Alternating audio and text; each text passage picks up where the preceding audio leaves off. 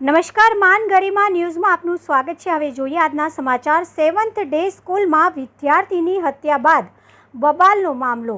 ખોખરા પોલીસે 500થી વધુના ટોળા વિરુદ્ધ નોંધી ફરિયાદ। સ્કૂલના એડમિન મયુરિકા પટેલે નોંધાવી ફરિયાદ। સ્કૂલમાં ટોળાઓ આવીને ઓફિસ, ક્લાસરૂમ અને સ્કૂલ બસના કાચ તોડી LCD કોમ્પ્યુટર તોડીને 15 લાખનું નુકસાન કર્યું। ટોળાએ સ્કૂલમાં રહેલ સ્ટાફ સાથે મારામારી કરી હતી।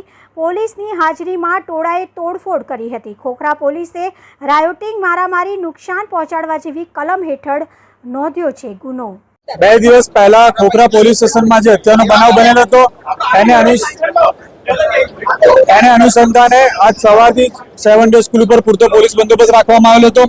NSU અને કેટલાક કાર્યકરો દ્વારા यहाँ પર વિરોધ કરવામાં આવ્યા હતા। એ લોકોને ડિટેન કરીને પોલીસે એ લોકોની ડિટેનની કાર્યવાહી ચાલુ છે અને હાલમાં અહીંયા પૂરતો શાંતિનો માહોલ છે। ગઈકાલે સવારે અહીંયા સ્કૂલ આગળ આવીને 400 થી 500 માણસના ટોળાએ જે તોડફોડ કરેલી હતી, જેમાં સ્કૂલના સંચાલકની ફરિયાદ લઈને 400 થી 500 ટોળાની વિરુદ્ધમાં મારામારી અને તોડફોડની ફરિયાદ દાખલ કરવામાં આવી છે। શું કેટલાનું નુકસાન છે, કઈ રીતના આખું જે ફરિયાદ છે અને કોણ ફરિયાદી બન્યા છે, શું છે હકીકત? એમાં સ્કૂલના જે સંચાલક છે, સંચાલક મયુરિકા પટેલ ફરિયાદી બન્યા છે અને 400 થી 500 નું ટોળું છે, જેમાં સ્કૂલની બસ, એમના કાચ અને જેમનું ફર્નિચર તેમજ LEDમાં તોડફોડ કરી છે। એનું 15 લાખનું નુકસાનના આધારે ફરિયાદ દાખલ કરવામાં આવી છે। કયા દિશામાં તપાસ કરશે, કારણ કે એ સમયે પોલીસ પણ હાજર હતી ને પોલીસની હાજરીમાં આખો બનાવ બન્યો?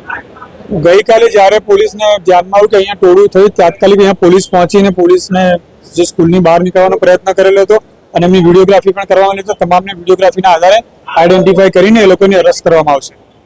આગળ હવે આ કઈ રીતે કાર્યવાહી, કારણ કે કોઈ પણ જયારે વિરોધ અહીંયા કરવામાં આવે કે આ રીતની આ રીતનું કાયદો વ્યવસ્થા હાથમાં ન લે તે માટેનું ખાસ વ્યવસ્થા રાખશે। કોઈ પણ સંગઠન દ્વારા અહીંયા કોઈ પણ કાયદોની વ્યવસ્થાનો હાથમાં લેવામાં આવશે તો એની વિરુદ્ધમાં કાર્યવાહી કરવામાં આવશે અને ફરિયાદ પણ કરવામાં આવશે અને જે ડિટેન કરેલા છે ડિટેન કરવાની અત્યારે કાર્યવાહી ચાલુ છે।